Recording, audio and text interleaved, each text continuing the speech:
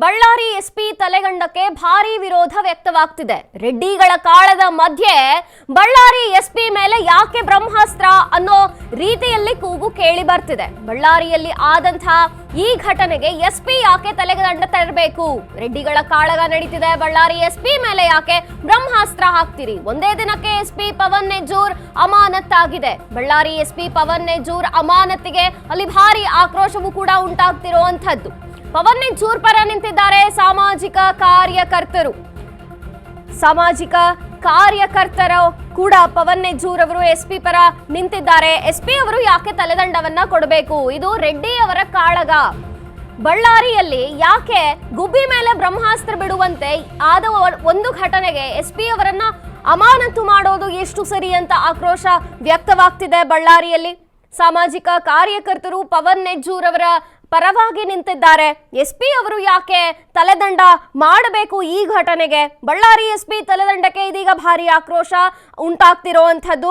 ರೆಡ್ಡಿಗಳ ಕಾಳಗದಲ್ಲಿ ಇವರು ಯಾಕೆ ಬಲಿಯಾಗಬೇಕು ಅಂತ ಎಸ್ಪಿ ಪರ ನಿಂತ ಸಾಮಾಜಿಕ ಕಾರ್ಯಕರ್ತ ದಿನೇಶ್ ಕಲ್ಲಳ್ಳಿ ಅಮಾನತು ಹಿಂಪಡೆಯುವಂತೆ ಸರ್ಕಾರ ಕಾರ್ಯದರ್ಶಿಗೆ ಪತ್ರ ಬರೆದಿದ್ದಾರೆ. ಕರ್ತವ್ಯಕ್ಕೆ ಹಾಜರಾದಂತಹ ದಿನವೇ ಬಳ್ಳಾರಿಯಲ್ಲಿ ಬ್ಯಾನರ್ ಘರ್ಷಣೆ ಆಗಿದೆ. ಸಿಎಂ ಪರಿಶೀಲನೆ ನಡೆಸದೆ ಅಮಾನತು ಮಾಡ್ತಿರೋದು ಯಾಕೆ?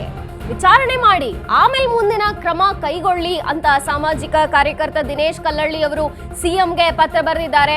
ಸಿಎಗೆ ಪತ್ರ ಬರೆದಂತಹ ಸಾಮಾಜಿಕ ಕಾರ್ಯಕರ್ತ ದಿನೇಶ್ ಕಲ್ಲಳ್ಳಿ ಎಸ್ಪಿ ಯಾಕೆ ತಲೆದಂಡ ತೆರಬೇಕು? ಪವನ್ ನೆಜ್ಜೂರ್ ಅವರು ಅಧಿಕಾರವನ್ನು ವಹಿಸಿಕೊಂಡಂತಹ ಮೊದಲ ದಿನವೇ ಇದಾಗಿರುವಂಥದ್ದು. ಕಾನೂನು ಸುವ್ಯವಸ್ಥೆ ಆಡಳಿತಾತ್ಮಕ ನಿರ್ಧಾರಕ್ಕೆ ಅವಕಾಶ ಬೇಕು.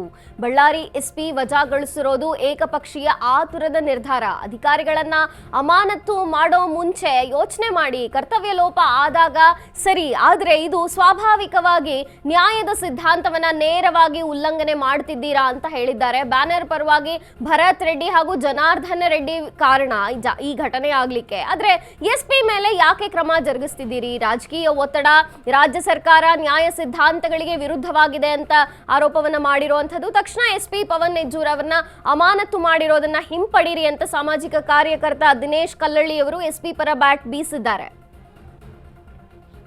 ಬಳ್ಳಾರಿಯಲ್ಲಿ ಆದಂತಹ ಘಟನೆಗೆ ರೆಡ್ಡಿಗಳ ಕಾರಣ.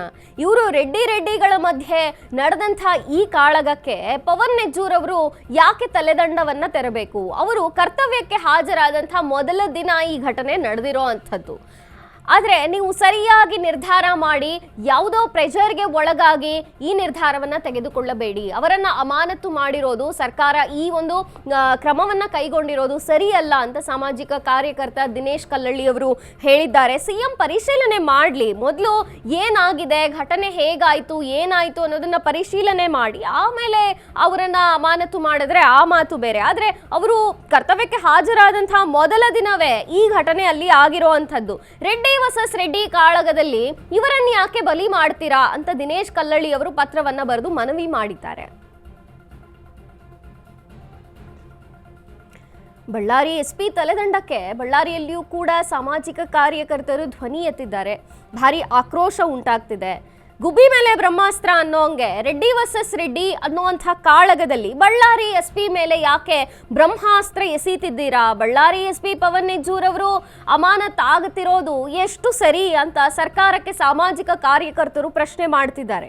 ಎಸ್ಪಿ ಪರ ನಿಂತಿದ್ದಾರೆ ಸಾಮಾಜಿಕ ಕಾರ್ಯಕರ್ತ ದಿನೇಶ್ ಕಲ್ಲಳ್ಳಿ ಅವರು ಕೂಡ. ಅಮಾನತು ಹಿಂಪಡಿಬೇಕು ಅಂತ ಸಿಎಂ ಸಿದ್ದುಗೆ ಪತ್ರ ಬರೆದಿದ್ದಾರೆ. ಕರ್ತವ್ಯಕ್ಕೆ ಹಾಜರಾದಂತಹ ಮೊದಲ ದಿನ ಆಗಿರುವಂತಹ ಘಟನೆ ಇದು ಪವನ್ ನೆಜ್ಜೂರ್ ಅವರ ತಪ್ಪು ಏನಿದೆ ಇದರಲ್ಲಿ? ಸಿಎಂ ಯಾವುದೇ ರೀತಿ ಪರಿಶೀಲನೆ ಮಾಡಿದ್ರೆ ಸಡನ್ ಆಗಿ ಹಿಂಗೆ ಅಮಾನತು ಅಂದುಬಿಟ್ರೆ ಹೆಂಗೆ? ಕರ್ತವ್ಯ ಲೋಪವಾಗಿದ್ರೆ ಅವರನ್ನ ಅಮಾನತು ಮಾಡೋದ್ರಲ್ಲಿ ಒಂದು ಅರ್ಥವಿದೆ. ಆದರೆ ಈ ಅಮಾನತು ಸರಿಯಲ್ಲ, ಹಿಂಪಡೀರಿ ಅಂತ ಪತ್ರವನ್ನ ಬರೆದಿದ್ದಾರೆ.